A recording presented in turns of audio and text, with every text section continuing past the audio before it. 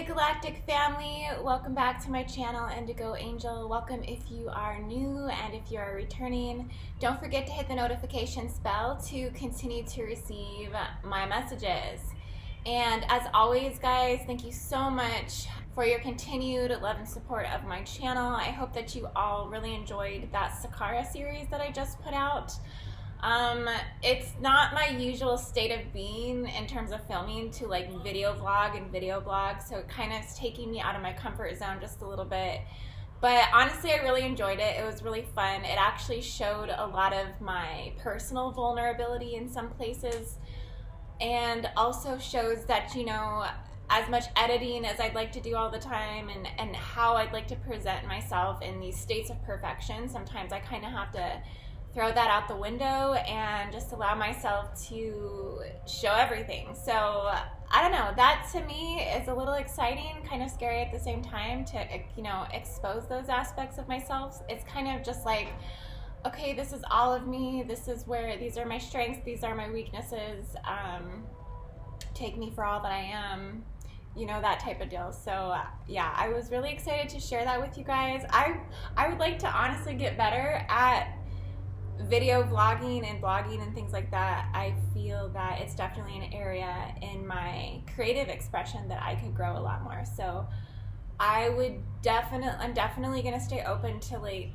bringing forth more content like that as I continue to explore things in the future. I hope that you enjoyed that. The first one was the Imhotep Museum. The second one was the Zoser Pyramid and the Hall Colonnade. So if you didn't get a chance to see the second one, it is by far my most favorite video. The Hall Colonnade was so incredible.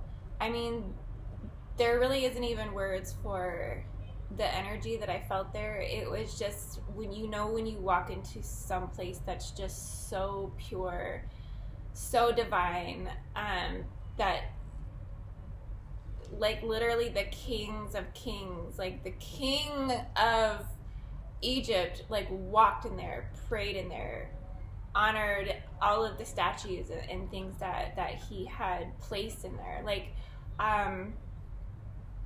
it was really an incredible experience. So I hope that you guys get a chance to see the second video, because you guys will not be disappointed. I promise. It's so incredible. So I am currently staying in Heliopolis, Egypt, which is considered the city of the sun. But in those last 3 videos that I went to, I was spending some time in Saqqara. And it's considered Saqqara necropolis, which is the city of the dead. And so necro is being the root word for death or corpse. Okay, so Saqqara necropolis is an ancient burial ground in Egypt.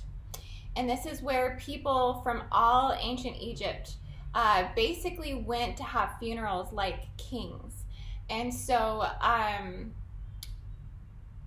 to be buried here is considered one of the highest honors of Osiris. It is also a stargate planetarily, what's influencing in terms of a stargate, Aldebaran, the diamond Buddha eye.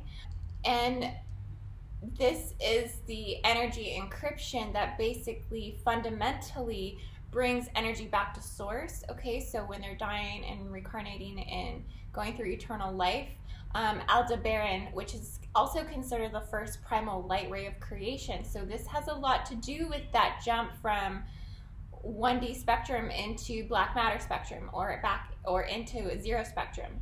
And so there's that emanation from the original source, from the original primal light of creation, that eternal Christos spark, that eternal Melchizedek fire code of God, that this first primal light ray spectrum would be actually what's closest to the dematerialization process. So it's very interesting that Aldebaran is carrying an encryption there, that animal is worshipped and deified as a god, and that's why they did that at this Serapeum, is because they basically worshipped the bull and deified the bull. The bull had to have a few specific markings, and those were a white triangle on the bull's head.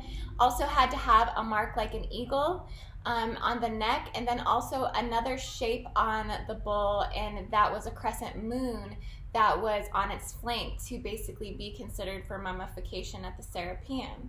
And so that's basically what they did there with the bulls. I was also told that Anubis's catacomb was in there as well. I couldn't really tell which one was Anubis's. I was looking at the carvings and the markings on the sides of the catacombs. They were all granite. Essentially, I didn't see one that said like this is Anubis's, but I read that Anubis's was in there along with another goddess. I think it was Sekhmet or something like that. But essentially, yeah. So it's a very high honorable burial ground, essentially, that a lot of people came to have their funerary services here and to be buried there because of the deification and the mummification of the bull god, of Aldebaran, which again, like I said, represents that primal, the blue primal light spectrum, which is the first spectrum of creation, the blue light.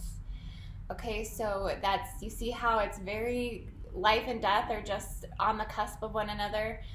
Whether you're going into an accelerative creation or a degradation of creation, so to speak. So, like I said, I was talking to Nazama, the Hebrew mystic healer, and she felt that Saqqara, particularly over the Giza pyramids, had more of an Orion aspect to it, which I can honestly agree with that.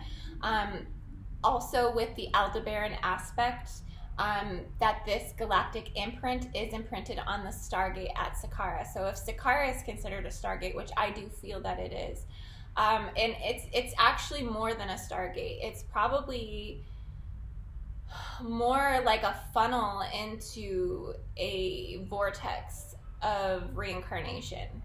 That it would be holding more of like a Trinity gate type energy, more so.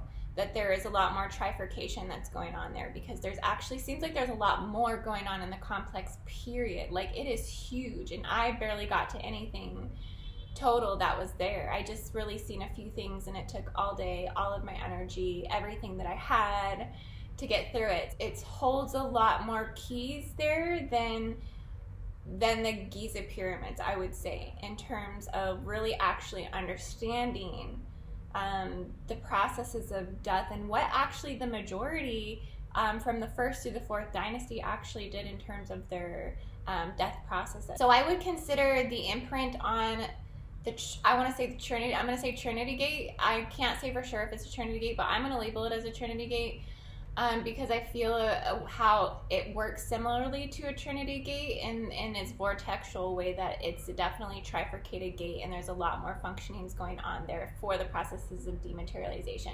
So it could be being harvested there as well, but it also might not be, because that portion of it might be closed off. Just because there's not a lot of access, is what I'm seeing, into the higher Andromedan corridors. I didn't see like a Metatronic warfare playing out there at all, so it might be more pure than I came to realize. But what I'm saying about this smaller gate site holding these galactic imprints, it's definitely holding like a double masculine star system, because it's holding down more of the imprint of Orion, and then also holding down the imprint of Aldebaran. So you can consider it like an Archangel Michael and an Orion, the hunter location. And so, yeah, you can really feel that vibration. I mean, it was ultimately what I was feeling when I was sitting inside the catacomb, and I said, do you guys feel the energy in here? I mean, I couldn't explain myself, especially when I'm around people that I'm already having like communication language barriers with in the first place. There's no point of me saying, you know, specifically what I'm feeling, just because everybody kind of looks at me cross-eyed. But, you know, they're looking at me cross-eyed anyways at the end of the day. So I guess I should have expressed myself more of that. But given also that the Orion encryption brought forth the wisdom of mummification. Okay, this is really important, because in some of my other videos that I've done, I've talked about like Orion bringing forth the wisdom of mummification, that Orion, the star system, because the stargates actually hold all of the cosmic knowledge, the stargates actually hold all of the higher intellectual information that's come forth on a spiritual level, that Orion actually gave the processes of mummification to the Egyptians for them to use in higher rituals of death. And so because the wisdom of mummification comes from the deserts of the sands, all of this processes of death, all of the information of death, it's thoroughly mummified through the salt, basically. Salt is what preserves the mummies, and this is how they originally came into this information. The sands actually hold the records of all time, and that this ultimately came from the Taklamakan, this process, the Taklamakan Desert. The handed down history of mummification came from there and actually migrated into Egypt. But this is hence why I need to get to the Great White Desert, because it's white because it's salty. So I want to go there to do an invocation. I want to do an Ashera invocation there. I don't know if I'm going to be able to make it happen while I'm here. It's going to really take me planning on getting 5 hours south of here, getting on some type of tour guide where I can get into like an SUV. Apparently I have to go off-road to get to this place. I mean, this is like not going to be easy. But yeah, I'm up for the challenge. Okay? But essentially in Saqqara, beings from 4+ dynasties were buried like kings, like king-like rituals. Okay, and it didn't matter if you were like a pilgrim or a priest, or if you were a king. It didn't matter what like social or what hierarchy in terms of like class of wealth that you lived in, that anybody could come there and have a ritual death that was considered very honorable. Okay, and so they did all kinds of things there. They did things like removing the organs, working with the electrical charge left inside the organs at the time of death, because the spirit does still exist in the organ. All of the charge, it's actually like a higher substance of plasma memory that actually comes from the organs. And so if you've been fasting, you can actually like really tune into this. So if like you've been fasting for a few days and you can start to quantum generate electrical charge from specific organs, you can actually like send specific childhood memories. You can kind of navigate portions of memory throughout organs. You can take memory from one organ and put it into another organ. There's all kinds of things you can kind of start to perceive when you, especially if you're fasting, like I said, but even if you just are going through really intense physical body ascension where the body actually has dematerialized a little bit, and you actually are going through a degradation process on the cellular structures, on the atomic structure, subatomic subtlety body, is where you would start to really pick up on these like more, I guess, telepathic perceptions between organ receptors. But essentially, this is why they did this, is they took the organs out because all of these charges are generated from the organs. It's where most of the memory is stored from childhood, from all parts and periods of life. It's specifically stored in the organs, especially for women. It's stored in the eggs. It's stored in the uterus. So that's a really big one for females.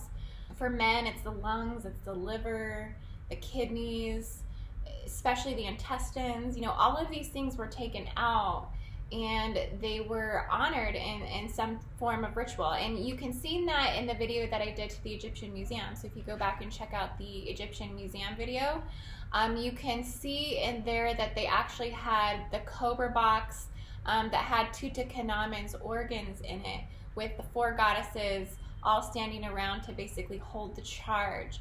And that box was very powerful. I was kind of hung up on it for a while, and even after the fact, I came home and I completely just could not stop thinking about it, like it was like the charges were still running through me, and I was having past life memory, and I was having just a lot of, you know, release of emotions from having those memories come upon me through an emotional charge that I was receiving from the box itself. So it was very, very, very powerful, and these are just things we don't do today. Like, I was even thinking, like, I need to start a mummification burial service here in the United States so people could start being, like, if people wanted to be ritualistically honored through death processes like the Egyptians did, like, we should be able to do that today. Why can't we do that today? Okay, these processes are forgotten. They're forgotten processes and rituals and rites of death, because death is not honored in this social society, in this millennial society. And it's very unfortunate, because death is such an important process to life, and a lot of people are dying without really having a clue about it. And so it's not honorable to. This is why beings are essentially harvested, is because there is no honor in the death process. Therefore, they go in it deaf, dumb, and blind, without any type of awareness as to how to get to the afterlife or how to get to eternal life.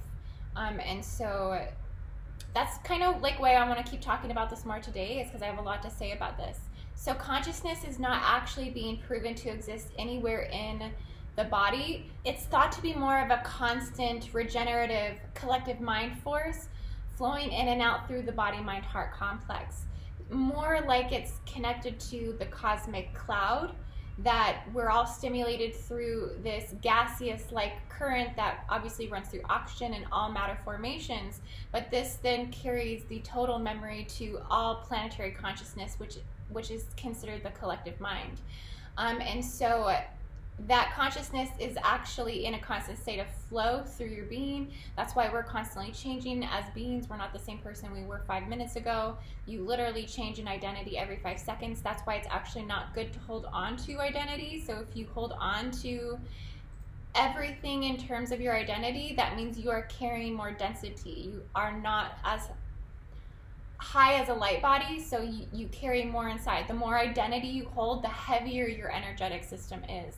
So if you're trying to get to high states of samadhi, or completely ascend out of the body, or completely go through an eternal life dematerialization process, you need to give up identity. You have to let go of it.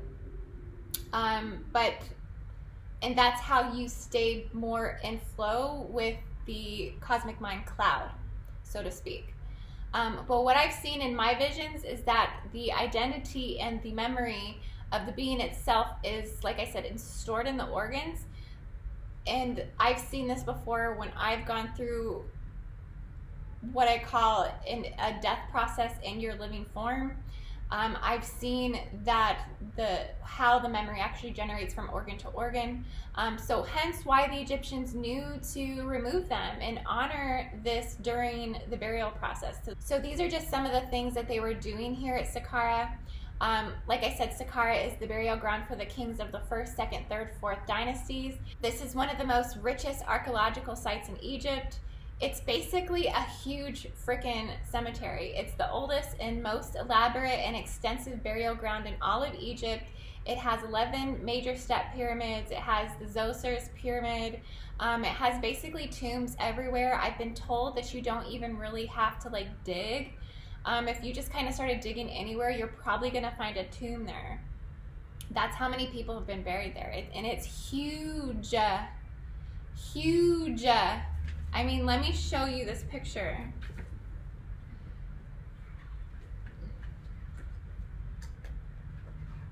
I mean, so I have this map. So I don't know if you can see, but basically this is the entire complex, this whole thing here. And I mean, where I was is I was like in Saqqara, the actual area. This is where I was and everything that I seen. But this is the entire valley of all of this and how large it actually is. So it's really, really, really big, guys. I mean, this is way beyond what the Giza pyramids is. And so it's really, really mind-blowing. I was wondering while I was there if Cleopatra was actually buried there, and I was researching it and I was trying to find out if Cleopatra was buried there, but apparently she was buried somewhere else. She was buried possibly in Alexandria, which makes sense. Like, if I was Cleopatra, I wouldn't want to be buried in the desert. I would want to be buried in Alexandria. Alexandria is beautiful. It's literally sitting on the north coast of Egypt next to the beautiful Mediterranean Sea. So gorgeous. So I can see why a queen would want to be buried there. But yeah, I did hear rumors that she was possibly buried in Saqqara. I don't know if that's true or not. One thing about Saqqara is the location actually represents the shadow aspect of Giza. Okay, so another reason why Nazama, the Hebrew mystic healer, was so called to it is just she's really into like shadow hunting. That's kind of like her gunjabar. But essentially, it holds the shadow aspect because it holds the sacred, it holds the hidden, and it holds the processes of death, and it holds the processes of dematerialization. It is a cemetery. It is an ancient burial ground. It has Teti's cemetery. So it basically emerges from the Valley of the Kings. So there is literally like king cobra symbolism everywhere. And it shows me that the Stargate area is running Hydarian currents, okay? So Hydra Stargate system is a very big Stargate system. It extends from, I believe it is, I want to say July all the way to October. It's the largest out of all 88 constellations, and it does equally run masculine and feminine currents within this radial template. So I was picking up on a lot of Hydra energy here, as well as Regulus, Orion, and Aldebaran. And that only makes sense too because in the past I've talked about the Hydarian radial template current coming up from second density. So a lot of these lower density structures are portals and gateways into dark matter. They are portals and gateways into the centripetal point of implosion, into that generated black mass, or into what is considered cold plasma, which is actually your living state post-death. Because you can only take cold plasma through the death process. And so basically it only makes sense that Hydra would be like an undercurrent there, because it is a journey to the land of death.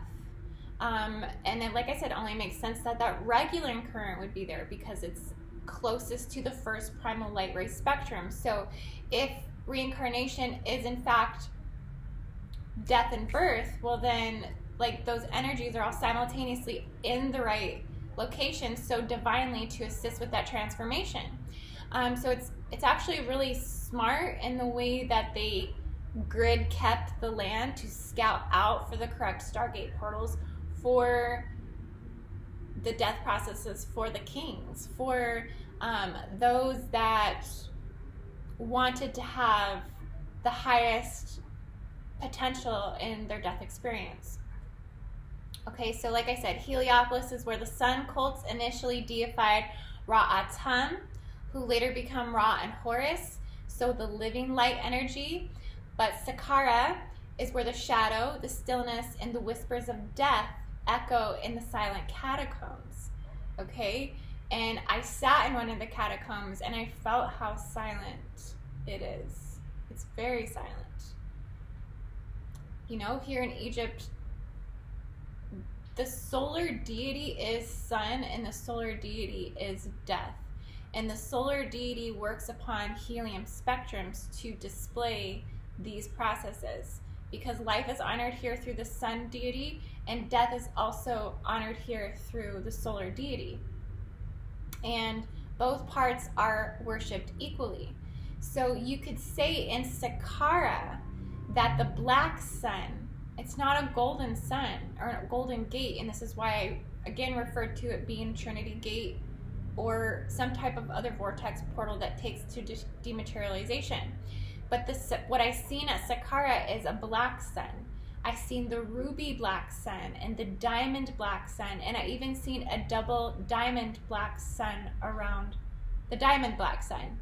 Okay, so Some may feel that the black sun represents that regressive DNA and the genetic and the regressives of the genetic line, but it also represents the reverse, just simply the reverse process in the DNA. So you can look at it like, oh, these are caps or limitations on consciousness that have been placed through cosmic history, cosmic science, but essentially it's really just the reverse spin in direction of motion, or the reverse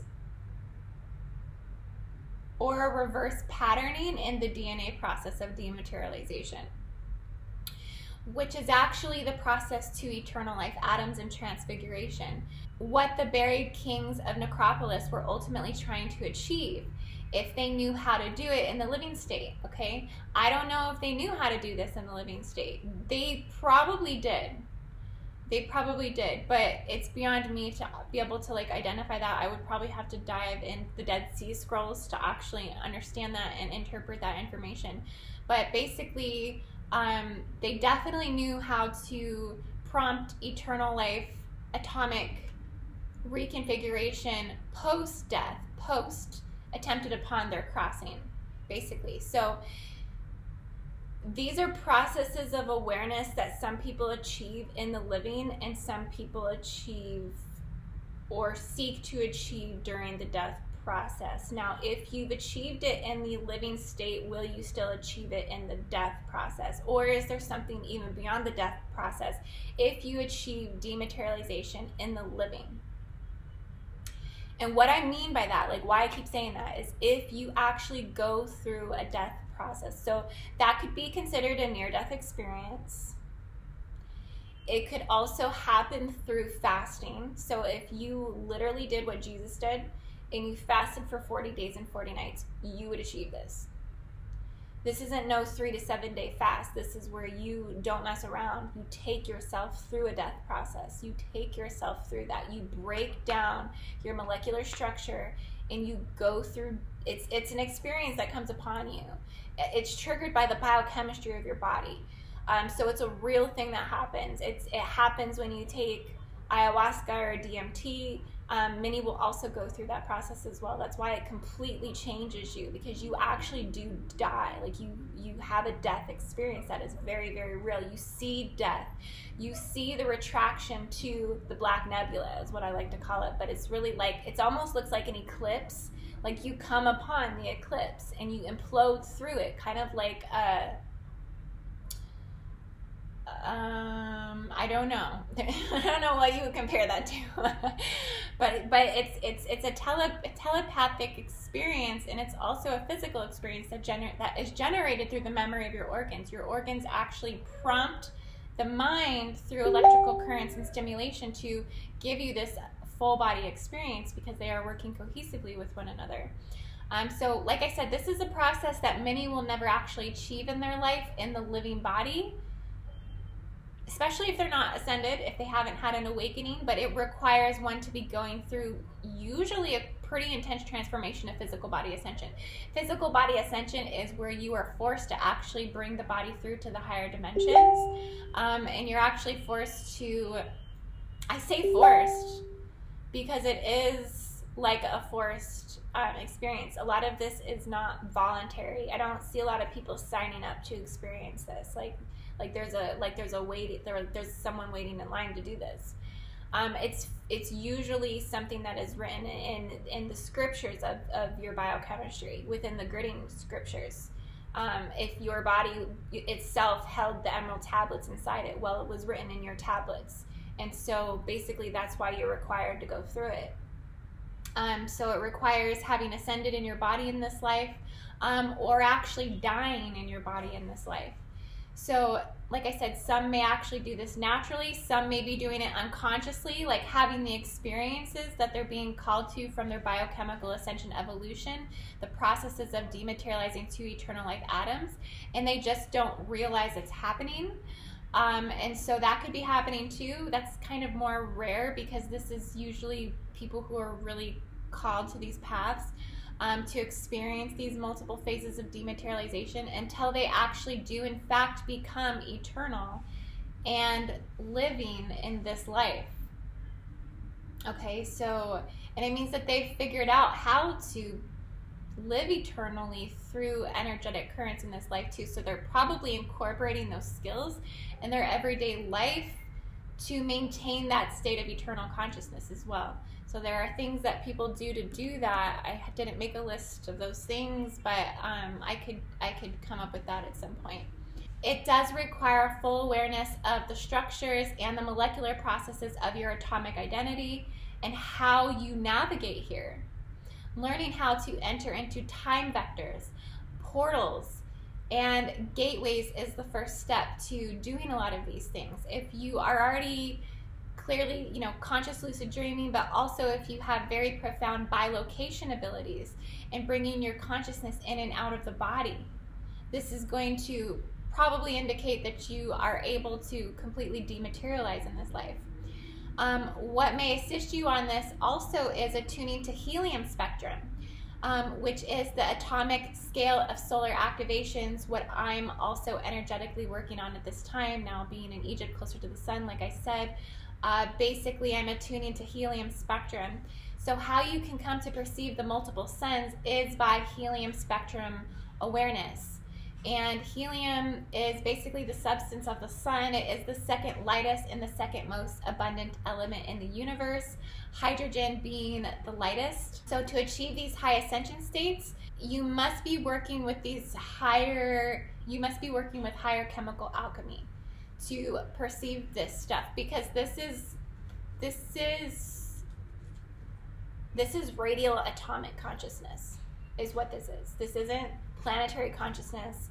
This isn't even on the scale of ascension. Like, we're not in 15D anymore when we're talking about this stuff. We're actually in like dark matter. We're in the void. We're in the unknown. We're actually operating in and through chaos itself with flow. With flow. That's the thing. And this is what they don't want you to know, is that chaos works. Okay? Everybody wants to label chaos as like the evil eye, right? But chaos actually works. Okay, chaos works better than you think. Chaos is actually pure freedom and harmony, but they don't want you to know that. They want to control, they want to put you into boxes, they want to limit your ability to exercise flow, and they want you to be rigid and structured. That's what's the regressive, not the actual helium spectrums of the sun spectrum itself. Helium is representing the phases of the sun and the direction in which your atomic perceivability according to your DNA activations is going within that spectrum. So the way that we can attune to this internally coincides the capacity in which we can see the ultralight spectrum in the sun. The ultra radial light spectrum is what activates the strands of the higher DNA capacities. So beyond into the 72 chakras, this is way beyond 48 and beyond. This is transcending the human capacities in the 3D, and it's also accessing the 4D astral and beyond. The fourth stargate is where that journey actually begins. Lunar cycles keep you within like, if you're a lunar, like, it's not bad to be a lunar, because I've been a lunar for a very, very long time, but I'm shifting out of lunar consciousness and I'm accessing solar consciousness, which I do feel is a higher, more vibrant, more accelerative, more determined intelligence, so to speak. Even though lunar aspects are not, I'm not saying that they're not as intellectual, because like there is like certain aspects of the cycles, but it's also almost a programming as well. It's not like full freedom, because there is a lot of darkness and shadow that's still connected to lunar. Like it's how like Saturn accesses the Earth. It's how like the black cube kind of came through. It comes through the moon. There's still like a lot of speculation if the moon is even real, that, you know, Dracos and like the control stations are on the backside of the moon. Like a lot of you have more better information about this than I'm actually saying right now. But what I'm saying is there's still like a lot that is being revealed through lunars. What I also came to find out is that if you like are in a lunar phase, that you're actually probably not residing close to a major stargate. You're probably actually not residing, you're residing far away from a stargate or any type of vortexual energy that's going to tune you into the solar capacities. Because there's a reason why you're in the lunar phases.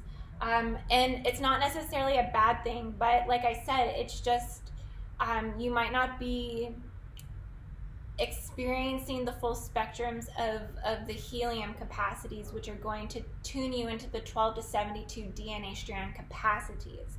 You have to have the solar energy to get that high, because you have to be able to attune to this helium spectrum. So like I said, that dematerialization process that they're using at Saqqara and the kings of the kings that they were using there, this is going into the gray and the black helium spectrum. This is why I was calling out the black ruby sun, the black double diamond sun, the black diamond sun. This is the dematerialization process of the helium spectrum. This is more highly unknown, and it can also seem scary to many, but this was what Anubis himself actually specialized in, was guiding beings through the black diamond gates. And so it's like still holding indigo records, which is really interesting, something to take note of, that the black diamond states are still holding indigo records. Okay, so there's more in that in terms of what the information of Atlantis held, what the information of Lemuria held, all of these things. So what it's basically called on a level of like scientific explanation is helium emissions and absorption spectra. It's when the electrons heat and they have higher energy orbits. So there are actually 12 lines of helium spectrum within the 12D physical. I'm going to say 12D physical, not 3D physical, because everything merges into that culmination point of the 3D, but we're looking at an entire creation spectrum of a dimensional navigational platform that humans can basically exist and live in and walk in and go through astral realms and all of these things, right? So that essentially takes you into the ruby, the gold, the double diamond, the emerald, the platinum suns, the atomic helium scale. These will release extra energy as light radiation at the specific wavelength, and this is how it's absorbed into your atoms and is made visible in the third eye and the mind's eye. The ultra spectrum is the atomic spectrum. This takes you beyond the quillipith. This takes you beyond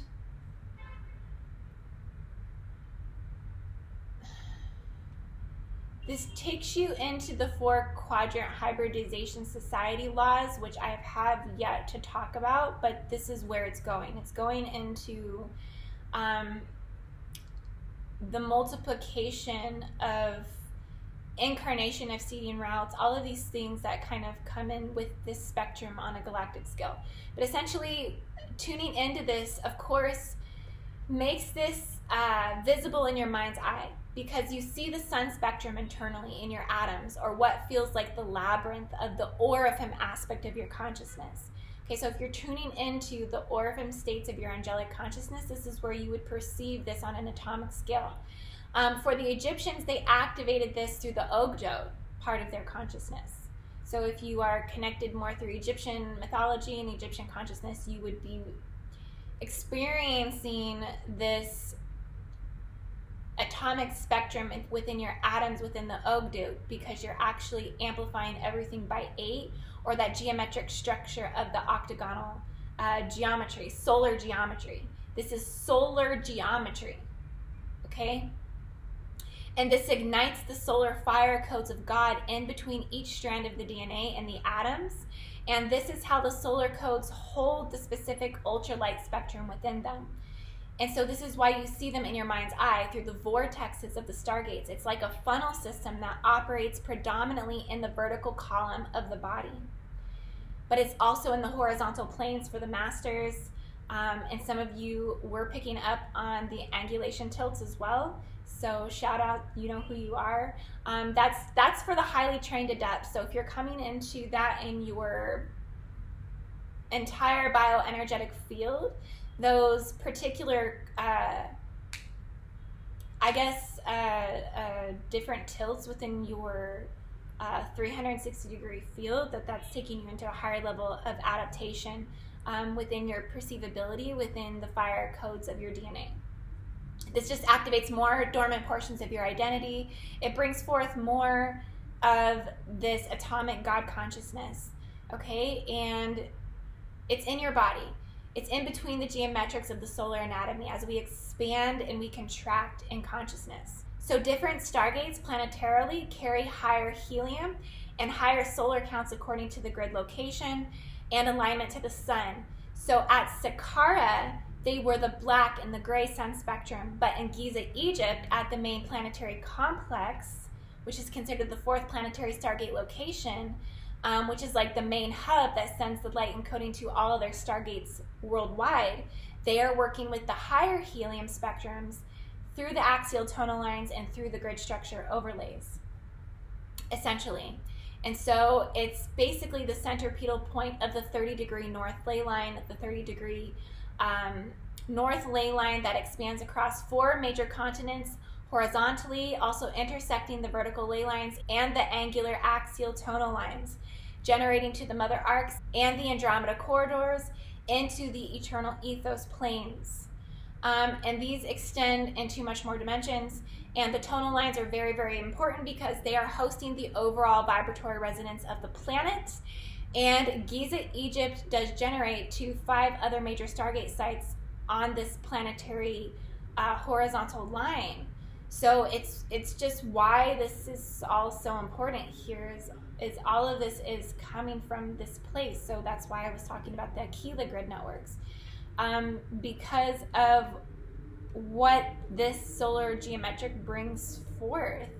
The Melchizedek Grail line is very connected to the Aquila. That is why Aquila carries the thunderbolt of Zeus, because it literally is like the helium emissions of the solar deity. And so that's what we're seeing is Aquila-like intelligence that basically runs all of the Atlantean implant networks today as we speak. And so this also runs through Iran, the Himalayas, Zion, China, the Bermuda, and Sarasota, Florida. It also holds the dominant keys.